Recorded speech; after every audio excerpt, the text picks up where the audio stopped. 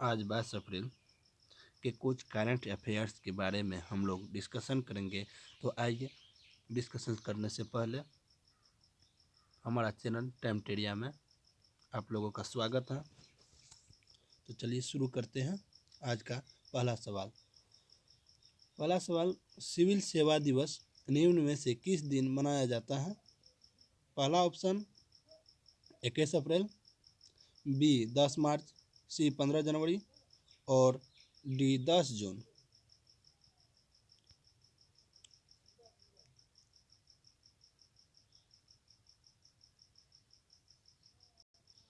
यहाँ पर option number A 21 अप्रैल हो जाएगा। प्रतिवर्ष 21 अप्रैल को सिविल सेवा दिवस के रूप में मनाया जाता है।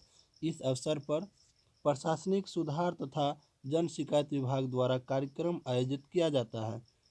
इस दिन अखिल भारतीय सेवा के अधिकारियों और उनकी सर्वश्रेष्ठ सेवा के लिए पुरस्कृत किया जाता है। यह पुरस्कार उन्हें नागरिकों को उत्तम सेवाएं प्रदान करने के लिए दिया जाता है। इस दिवस का मुख्य उद्देश्य भारतीय प्रशासनिक सेवा, राज्य प्रशासनिक सेवा और के सदस्यों द्वारा अपने आप को नागरिक के लिए एक बार पुनः समर्पित करने के लिए वचनबद्ध करना है। दूसरा क्वेश्चन, किस देश ने भारत द्वारा प्रत्यक्ष विदेशी निवेश नीति में किए गए बदलाव को WTO के सिद्धांतों का उल्लंघन करार दिया है? बी चीन, सी जापान, डी रूस।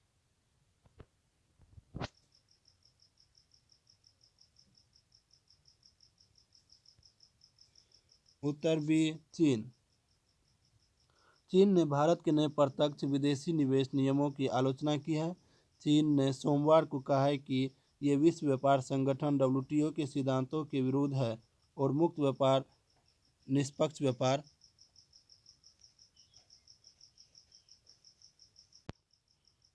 के खिलाफ है। कोरोना महामारी के दौरान चीनी निवेश और भारतीय कंपनियों के टेक ओवर को रोकने के लिए सरकार ने बड़ा कदम उठाते हुए पिछले हफ्ते FDI नियमों में बड़ा बदलाव किया है। इस बदलाव के बाद कोई भी विदेशी कंपनी किसी भारतीय कंपनी का अधिग्रहण विलय नहीं कर सकेगी। क्वेश्चन नंबर 3, RBI ने वित्त वर्ष 2020-21 की पहली छमाही के शेष भाग के लिए अग्रिम सीमा को 1.2 लाख करोड़ रुपये से कितने लाख करोड़ रुपये बढ़ाने की घोषणा की? पहला ऑप्शन 3 लाख करोड़ रुपये, बी 4 लाख करोड़ रुपये, सी 2 लाख करोड़ रुपये, डी 5 लाख करोड़ रुपये। उत्तर ऑप्शन सी 2 लाख करोड़ रुपये। RBI द्वारा जारी विज्ञप्ति में कहा गया है कि कोरोना वायरस महामारी फैलने से उत्पन्न स्थिति को देखते हुए भारत सरकार के साथ विचार विमर्श के बाद यह तय किया गया है कि चालू वित्त वर्ष की पहली छमाही अप्रैल-सितंबर 2020 की शेष अवधि के खर्चों को पूरा करने के लिए अग्रिम राशि को 2 लाख करोड़ रुपये किया जाएगा।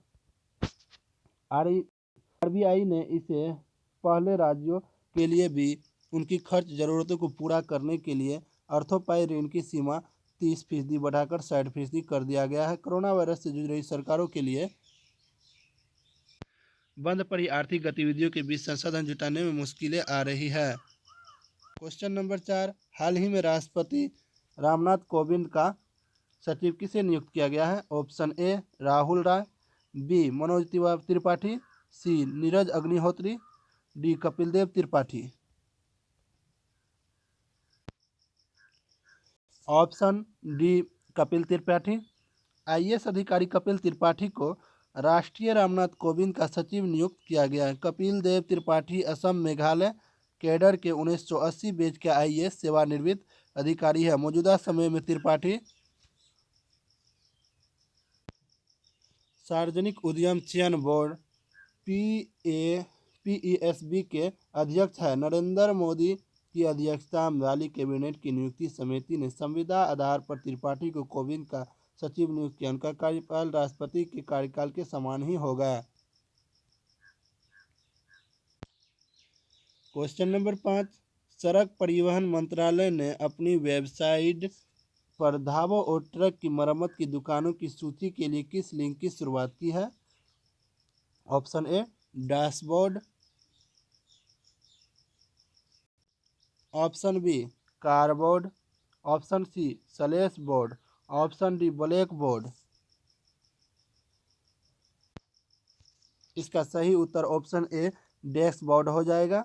देश में कोरोना वायरस के प्रसार को रोकने के लिए 3 मई तक लॉकडाउन बढ़ा दिया गया है। इस कारण धुलाई का काम करने वाले ट्रक ड्राइवरों को ट्रकों की मरम्मत के लिए दुकान और खाने के लिए ढाबे नहीं खुलने से परेशानी का सामना करना पड़ रहा है। वहीं परिवहन मंत्रालय ने इसका समाधान इसके लिए डैशबोर्ड लिंक की शुरुआत की है।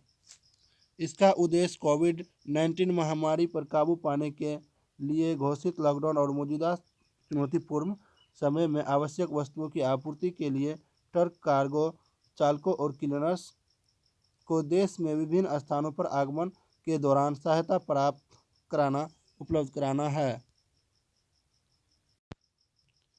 केंद्र सरकार ने स्थिति का आकलन करने और कोविड-19 की प्रभावी ढंग से रोकथाम के लिए कितने अंतर मंत्रियों टीमों का गठन किया है? Option A 7, option B 8, option C 6, option D 5। इस क्वेश्चन का सही उत्तर ऑप्शन सी 6 होगा। केंद्र सरकार ने 6 अंतर मंत्रालय केंद्रीय टीमों का गठन किया और मध्य प्रदेश, महाराष्ट्र, राजस्थान और पश्चिम बंगाल को आवश्यक निर्देश जारी किए हैं। ये टीमें केंद्र सरकार को अपनी रिपोर्ट सौंपेगी। गृह मंत्रालय ने कहा है कि टीमें गाइडलाइन के अनुसार लॉकडाउन के उपायों अनुपालन, आवश्यक वस्तुओं की सप्लाई और सोशल डिस्टेंसिंग, स्वास्थ्य ढांचे की तैयारी, स्वास्थ्य कर्मियों की सुरक्षा और राहत शिविरों में मजदूरों और गरीबों की स्थिति का गौर करेगी। क्वेश्चन नंबर 7, जैव प्रौद्योगिकी विभाग डीबीटी ने कितने कंपनियों को चुना है जिन्हें कोविड-19 का टीका विकसित करने के लिए धन मुहैया कराया जाएगा? Option A 4, B 5, option C 6, D 3।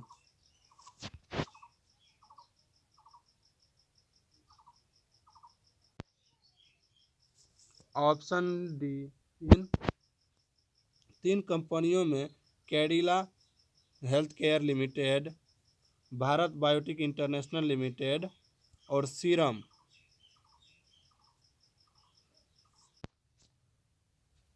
Institute of India private limited SIIPL शामिल है। डीबीटी ने कोविड-19 के टीके को विकसित करने के लिए केंद्रीय संवहन एजेंसी नामित की है। इसके अलावा इसे जांच और इलाज के तरीके निकालने के लिए 13 अन्य प्रस्ताव भी मिले हैं।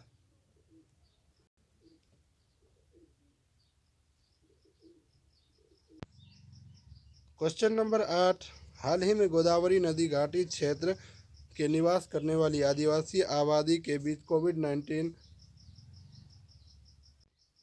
परीक्षण करने के लिए किस राज्य सरकार के निर्देश देने के लिए सर्वोच्च न्यायालय में एक याचिका दायर की है? पहला option Bihar, B Andhra Pradesh, C Uttar Pradesh और D Tamil Nadu. Option B Andhra Pradesh इसका सही उत्तर होगा। याचिका में कहा गया है कि गोदावरी नदी घाटी क्षेत्र जहां आदिवासी आबादी निवास कर रही है, पोलावरम सिंचाई परियोजना वाले क्षेत्र के समीप है। गोदावरी नदी घाटी क्षेत्र आंध्र प्रदेश, तेलंगाना और ओडिशा और छत्तीसगढ़ तक विस्तारित है। गोदावरी नदी सबसे बड़ी प्रायद्वीपीय भारत की नदी है। प्रायद्वीपीय भारत की नदी यह महाराष्ट्र के नासिक जिले में पश्चिम घाट के ढालों से निकलती है और इसकी लंबाई 1500 किलोमीटर यह बहती है। क्वेश्चन नंबर 9, देश में ऐसा पहला ग्रीन राज्य निम्न में से कौन सा है जिसमें कोरोना वायरस के मामले नहीं है? Option A Bihar, B Punjab, C Goa, D Delhi. इसका सही ऑप्शन उत्तर सी गोवा होगा। महाराष्ट्र से ही सटे छोटे राज्य जो गोवा है, गोवा में कोरोना के खिलाफ जंग जीत लिया है। गोवा कोरोना को मात देने वाला देश का पहला राज्य बन गया है और अब यहाँ एक भी कोरोना मरीज नहीं है। गोवा के मुख्यमंत्री प्रमोद सावंत ने घोषणा किया है कि राज्य में कोरोना संक्रमण में एक भी सक्रिय केस नहीं है। पहले से जो सात लोग संक्रमित थे वे पूरी तरह से ठीक होकर डिस्चार्ज हो गया। लगातार लोगों में टेस्ट किया जा रहा है लेकिन संक्रमण फैलाव नहीं हुआ है। समय रहते ही गोवा ने यह जंग जीत ली है। निम्न में से किस कंपनी ने दृष्टिहीन लोगों के लिए टॉकबैक कीबोर्ड विकसित किया है? Option A Google, B TCS, C Facebook और डी अमेजॉन।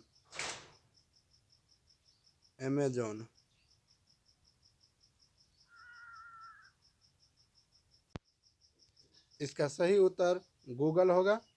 गूगल कंपनी ने नेत्रहीन के लिए टॉकबैक नाम से एक ब्रेल कीबोर्ड जारी किया है। कीबोर्ड का उपयोग बिना किसी अतिरिक्त हार्डवेयर के जोड़ा जा सकता है। कीबोर्ड को एंड्रॉयड फ़ोन पर रोल आउट किया गया जो एंड्रॉयड संस्करण के 5 या उच्चतर समर्थन करता है और ब्रेल ग्रेड 1 या 2 का समर्थन करता है। गूगल ने ब्रेल डेवलपर के अलावा ब्लाइंड और लो विजन जैसी समस्याओं से जूझ रहे लोगों के साथ मिलकर इसे कीबोर्ड तैयार किया है। यहाँ पे जो ब्रेल लिपि होती है वह जो आँख से अंधा है उसके लिए पढ़ने में सहायक होता है, वो ब्रेल लिपि से ही पढ़ा जाता है। तो यहाँ पे गूगल ने नेत्रहीनों के लिए टॉकबैक नाम की एक जो ब्रेल कीबोर्ड होती है वो छूकर इस कीबोर्ड को पता किया जा सकता है और नेत्रहीन आदमी इस कीबोर्ड को चलाने में मददगार हो गए।